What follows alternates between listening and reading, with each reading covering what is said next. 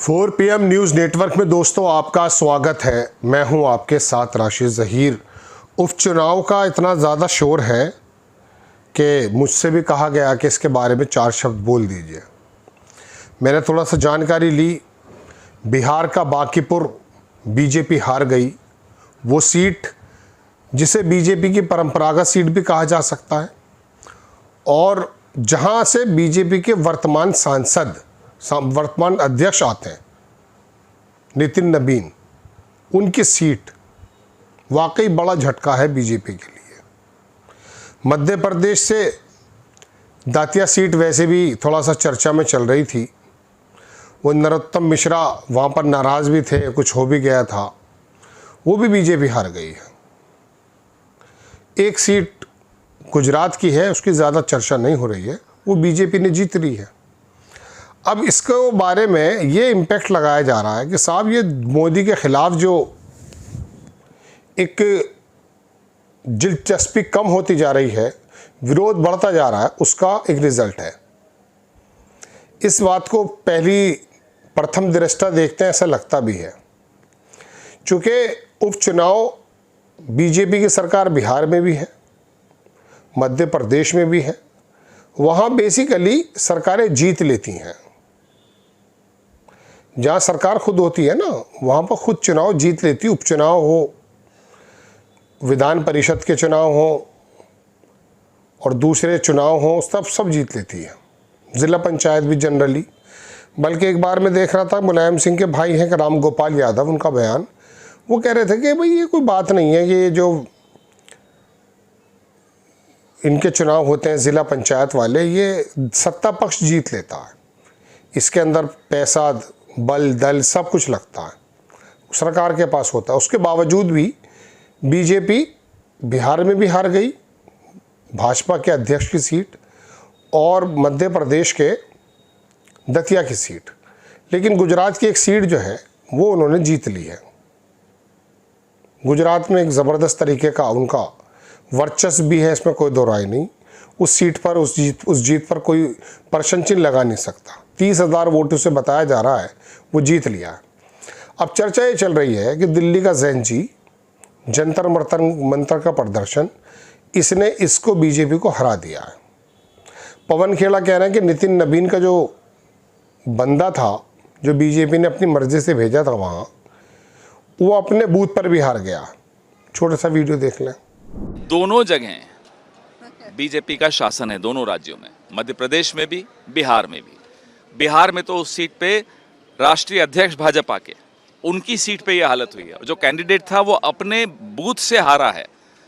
अब इसके बाद नैतिकता तो खैर बहुत दूर की बात है, लेकिन क्या कोई नैतिक जिम्मेदारी लेंगे नितिन जी और कुछ देंगे इस्तीफा? ये आपने पवन खेड़ा का वीडियो देख लिया तो ये वाकई चिंता की बात है कि अपना ही, लेकिन इसे दिल्ली के जंतर मंतर जैन जी से जोड़ना सही है, गलत है?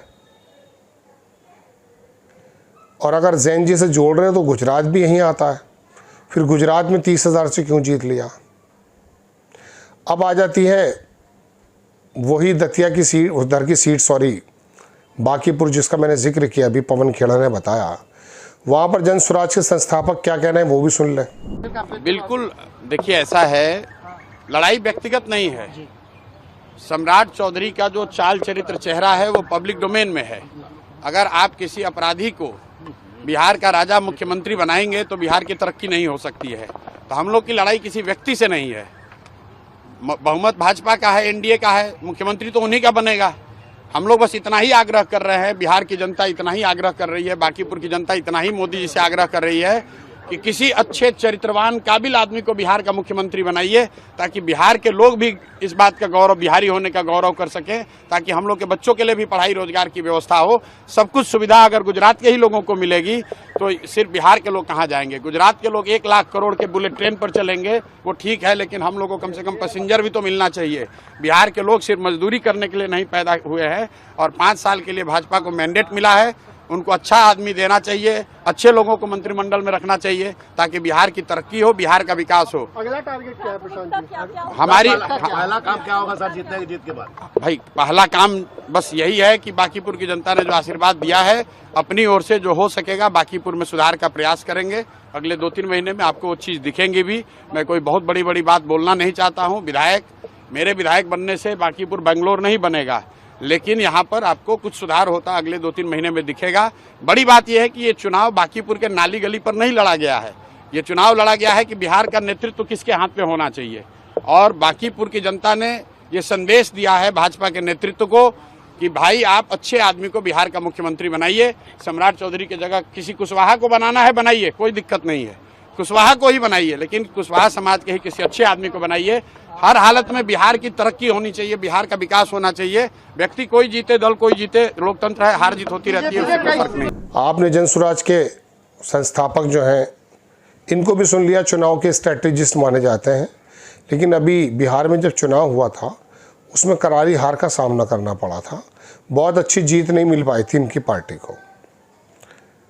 देखिए दोस्तों, बात ऐसी है कि अगर ये जैन जी के और जंतर मंतर के और मोदी के ख़िलाफ़ वेव्स चल रही थी इसलिए जीते हैं, तो वेव्स में फिर 6,000 से 15,000 से 20,000 से नहीं जीते जाते, वो तो सुपड़ा ही साफ हो जाता है।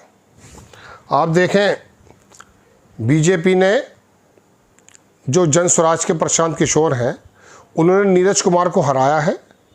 मार्जिन 19,246 के वोट के बीच में प्रशांत किशोर को 63,000 वोट मिले हैं और बीजेपी को 44 यानी कि 19,000 वोटों से ज़्यादा।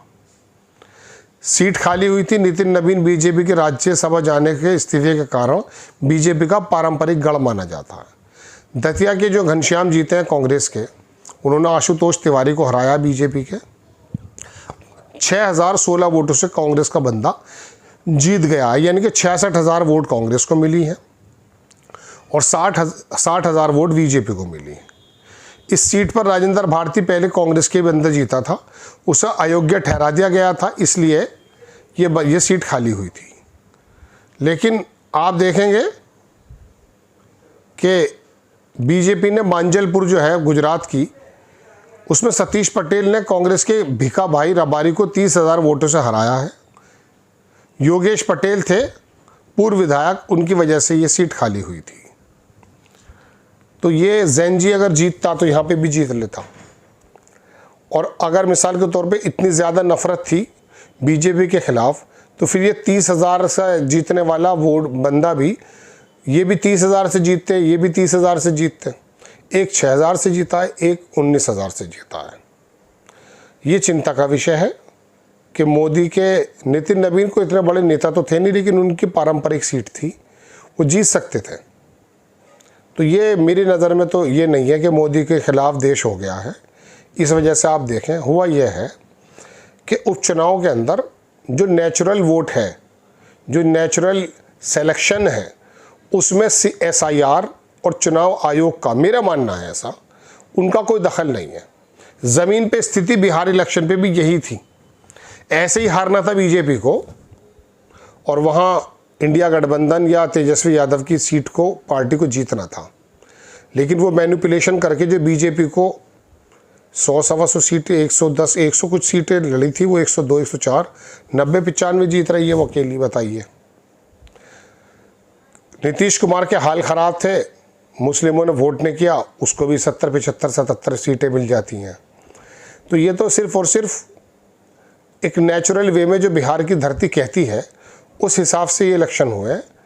वो नॉर्मल सी इतना बीजेपी का वोट वहाँ पर है, हारने के लिए लायक ही है। लेकिन नीतीश कुमार बीजेपी दोनों मिल भी जाएंगे, वहाँ एक फैक्ट होता है, नीतीश कुमार जहाँ चले जाते हैं वहाँ जीत जाता है वो, इसमें कोई दो राय नहीं। लेकिन नीतीश कुमार के खिलाफ इस समय मुस्लिमों का एक गुस्सा था, इंडिया गठबंधन की तरफ थोड़ा झुकाव था। तो ये चुनाव आयोग ने नेचुरल छोड़ दिया था कि ज़रा देखो तो सही हंडिया ओरिजिनल कितने जो है सेल्सियस पे पकती है, वो ओरिजिनल पक कर आई है। अगर ये जैन जी का जंतर मंतर का गुस्सा होता तो फिर ये इनकी ज़मानतें जब्त हो जाती या 30-30, 40-40 हज़ार वोटों से जीतते। गुजरात चूँकि गढ़ रहा है बीजेपी का, तो वहाँ पर तो जीतना ही था उसको, वहाँ पर भी नेचुरल बीजेपी के लोग हैं। तो ऐसा नहीं हो सकता कि देश के एक तरफ बिहार में तो दिल्ली के जंतर मंतर का चला जाए और गुजरात में ना जाए।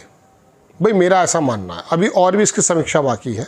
हाँ, ये नाराज़गी ज़रूर हो सकती है कि नितिन नवीन का कैंडिडेट हटा करके बीजेपी ने अपना कैंडिडेट लगा दिया वहाँ, इसलिए उनका कैंडिडेट नितिन नवीन का उस पर भी हारा गया, अपने जो बूथ पर है, नितिन नवीन के बूथ पर भी हार गया वो। तो इसका मतलब यह है कि वो जो अपना कैंडिडेट लाना चाहते थे नितिन नवीन और बीजेपी ने हटा दिया था, ये वजह है। और दतिया के अंदर नरोत्तम मिश्रा ने वैसे ही बगावत कर रखी थी, वो भी वजह हो सकती है। तो इस पर ज़्यादा उत्साहित होने की ज़रूरत नहीं है। दरअसल बीजेपी का इतना ज़्यादा ऑरा देश में नहीं है जितना कि सीटों के हिसाब से दिखता है या आता है। इसमें दरअसल लोगों का कहना यह है कि ये चुनाव आयोग और SIR के माध्यम की वजह से इनकी बंगाल में भी और इस बिहार में भी और मध्य प्रदेश में भी जीती हुई हैं, वरना मध्य प्रदेश के हालात बड़े ख़राब थे, हमने पहले भी बताया था। जय हिंद।